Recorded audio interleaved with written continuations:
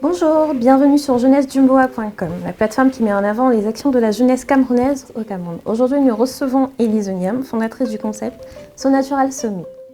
Bonjour Elise Niam, bienvenue sur Jeunesse Jumboa. Bonjour Catherine.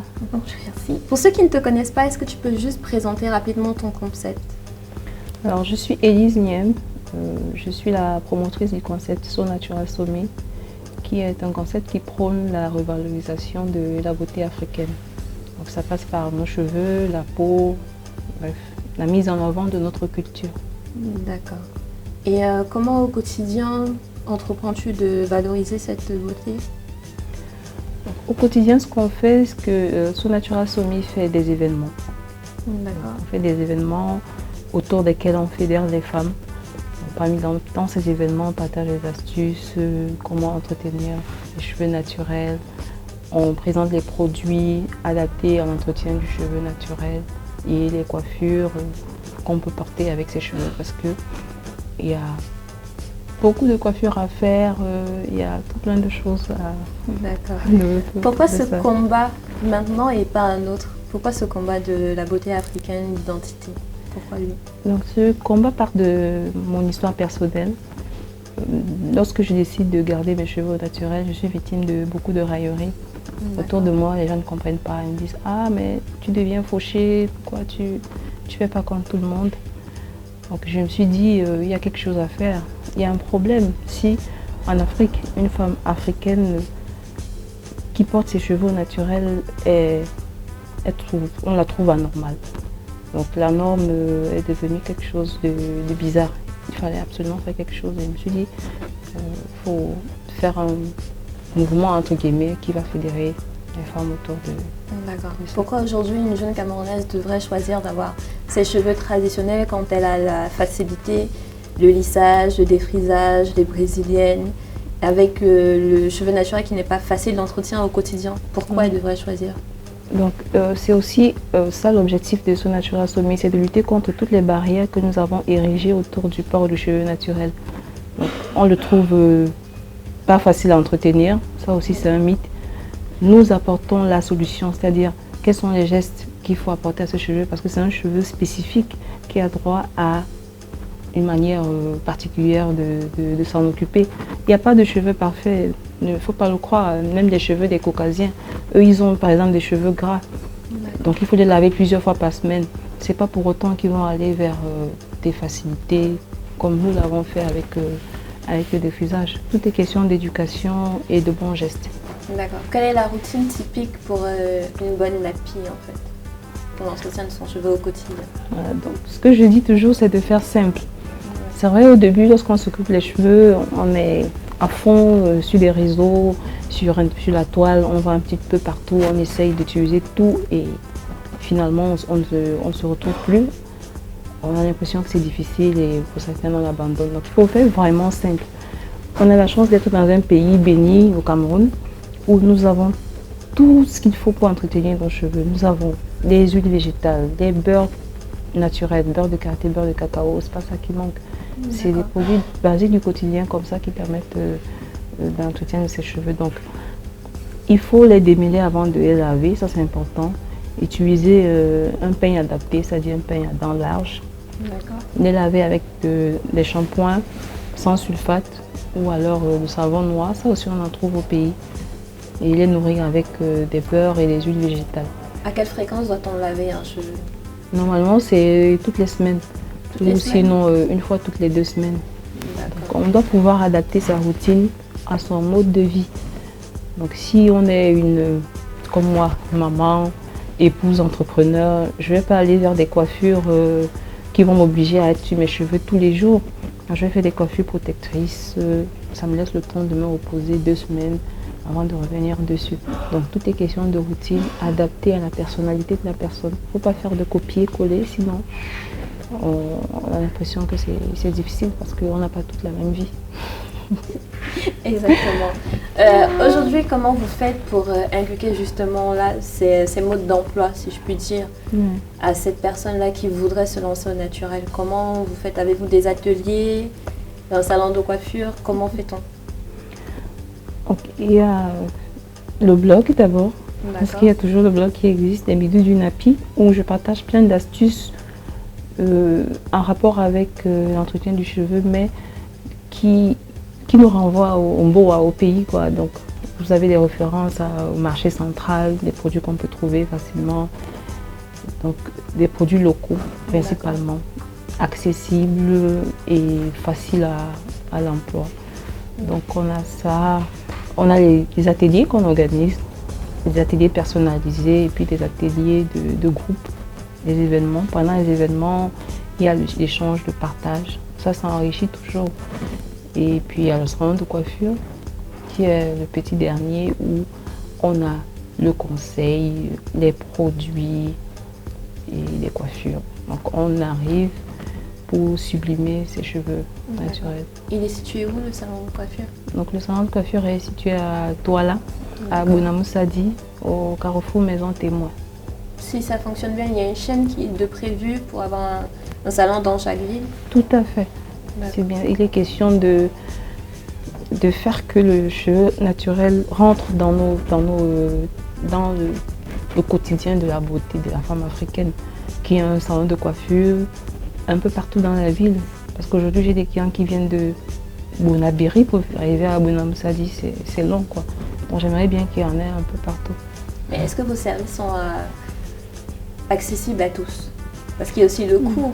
Être nappy, c'est pas forcément le moins cher, contrairement à ce qu'on pense. Est-ce que c'est vraiment accessible à tous, ces services? C'est accessible à tous du moment où c'est naturel.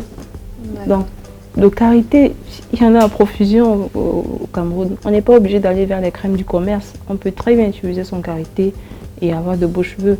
Donc, je pense que chacun doit pouvoir accrocher sa veste, comme dit le proverbe africain, là où il pourra la décrocher. Donc il y a des produits pour toutes les bourses. Il faut juste choisir le produit qui correspond à sa bourse. D'accord. Y a-t-il un atelier de prévu, un événement de prévu pour pouvoir vous rencontrer, discuter? Oui, le prochain atelier c'est en novembre. D'accord. Dans quelle ville? Novembre à Douala. À Douala. D'accord. Et donc pour avoir des informations, il faudra se rendre sur votre page Facebook pour avoir plus d'informations. Pour avoir plus d'informations, il faut continuer à nous suivre sur les pages Facebook, sur Twitter, sur Snapchat et tous les comptes. D'accord. Parallèlement à ça, vous êtes aussi membre d'une association, Afrocentricity International, qui conduit le même combat toujours d'identité, de valorisation de la culture africaine et des traditions. Comment fait-on pour adhérer à cette association? Comment vous-même l'avez-vous découverte, cette association? D'accord. Donc, je découvre Afrocentricity International quelques années après mon retour au naturel, je commence à me poser des vraies questions. Qui suis-je et qu'est-ce que je veux laisser à la prospérité? Et j'ai compris que mon retour au naturel n'est pas que esthétique, c'est beaucoup plus profond que ça, parce que mes cheveux, c'est ce qui me définit. Quand on me rencontre dans la rue, moi quand je marche dans la rue avec un afro, que je vois des gens qui me regardent de façon admirative, je dis yes, ils sont en train d'admirer une beauté africaine. Donc je tombe comme ça sur Afrocentricity, des personnes qui pensaient comme moi et qui veulent mettre l'Afrique en avant. Donc c'est se regarder avec le miroir. Et s'aimer. Voilà, le miroir de l'Africain. Changer son paradigme, c'est-à-dire le statut de sa pensée. Parce que beaucoup d'Africains ont des paradigmes européens. La beauté, je ne suis pas bête tant que je n'ai pas les cheveux lisses. Je ne suis pas bête tant que je ne suis pas... Mais ce complexe justement européen, colonial, enfin chacun l'appelle comme il veut, est-ce qu'il n'est pas véhiculé aussi par une pensée fausse peut-être des hommes qui se disent que la femme belle doit être forcément claire, avoir les cheveux longs, lisses? Est-ce que la société, les hommes de la société camerounaise ne concourent pas à ça aussi? D'accord. Moi, je pense que les hommes sont des victimes, tout simplement. Parce que si vous interrogez les hommes, ils vous diront « Ah, moi, je préfère des femmes naturelles. » Mais nous, on est nés dans ce déni de nous-mêmes. Parce que le problème, c'est nous. Les hommes, limite... On vous aime. Voilà. Limite, eux, ils n'ont pas de problème. Tu peux très bien décider même de ne même plus te coiffer. Et si l'homme t'aime, il va t'aimer pour ce que tu es. Donc, vraiment, ne mettons pas de barrières parce que c'est des barrières que nous-mêmes nous avons érigées. les hommes nous aiment tels que nous sommes. Parce que la beauté naît du mystère. Donc quand vous ressemblez à tout le monde, vous ne suscitez pas l'interrogation. Et c'est le mystère qui attire les hommes. Il n'y a aucun intérêt en fait. Voilà.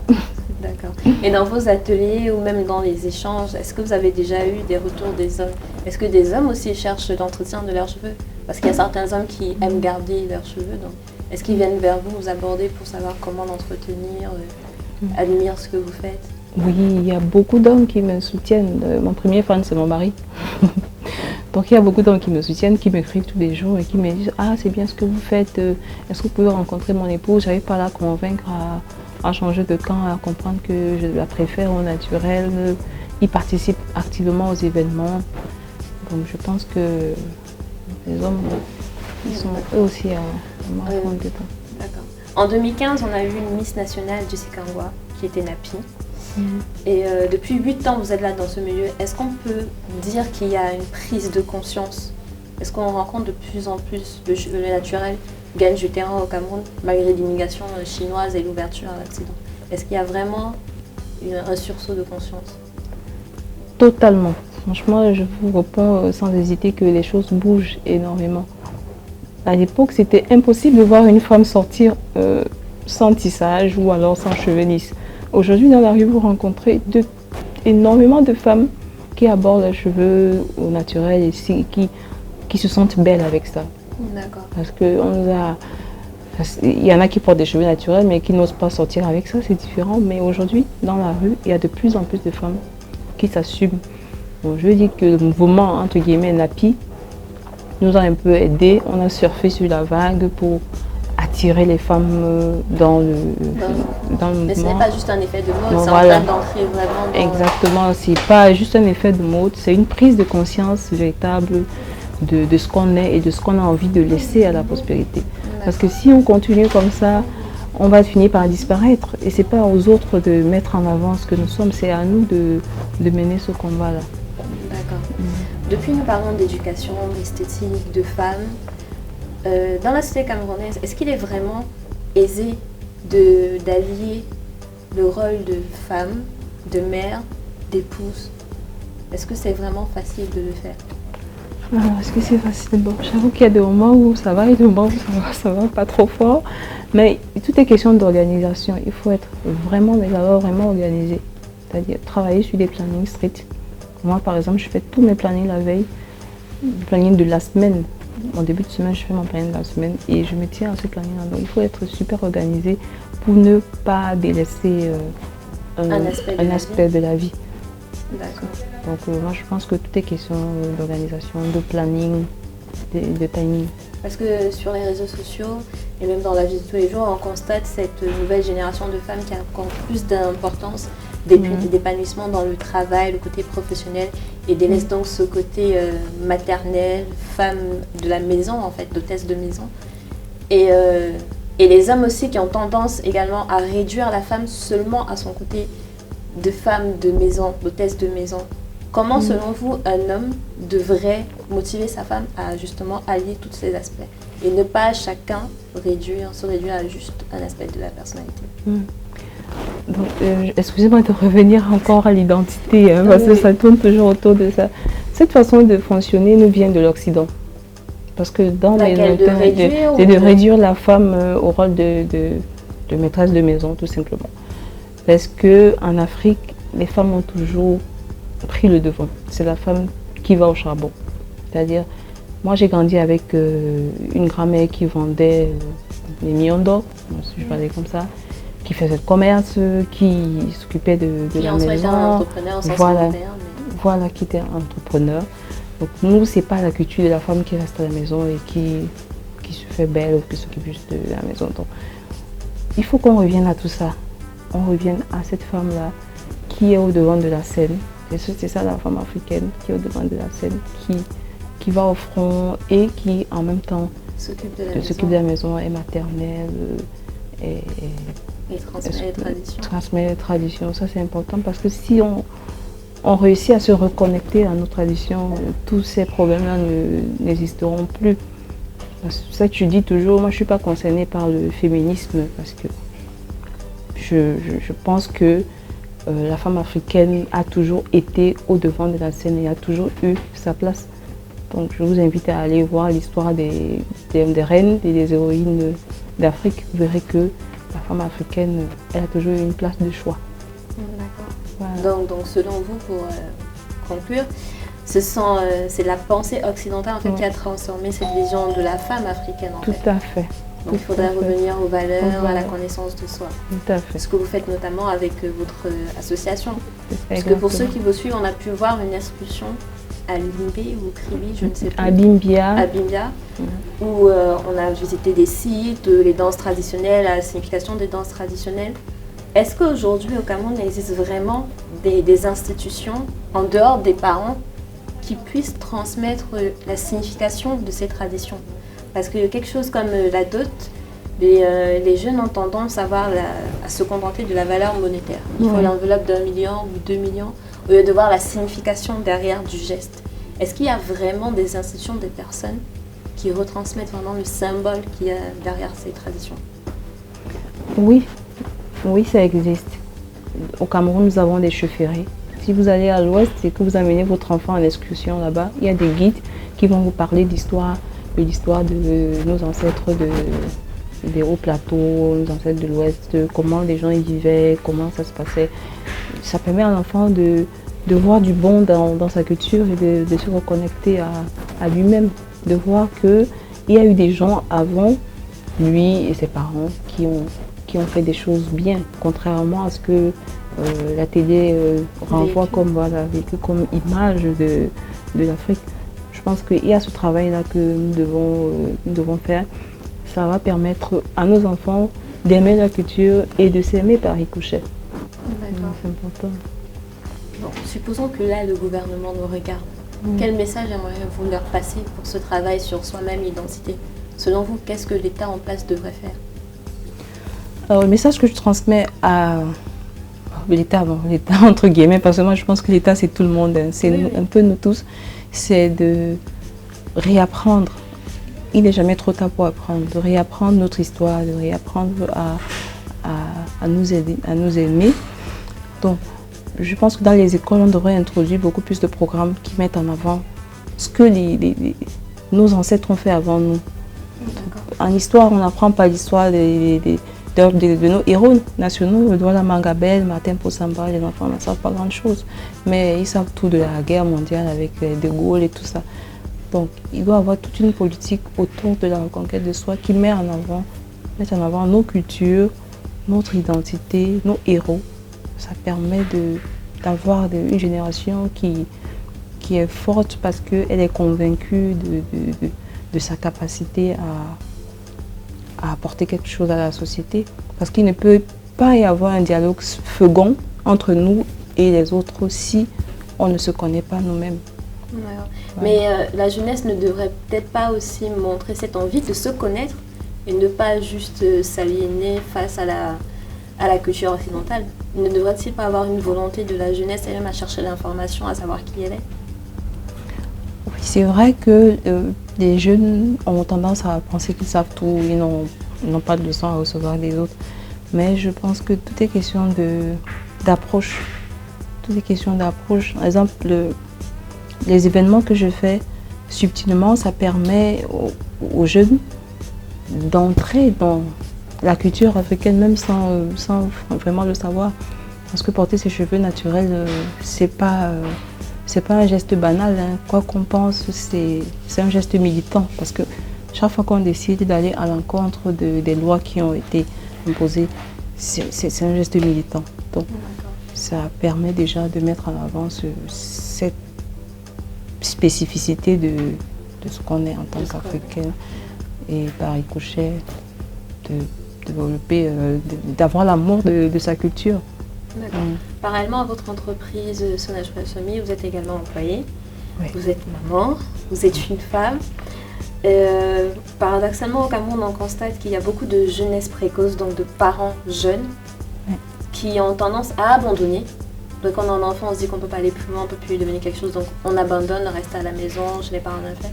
Quel message passez-vous à ces jeunes-là justement, de pouvoir se réinventer comme vous l'avez fait en fait? Que leur diriez-vous?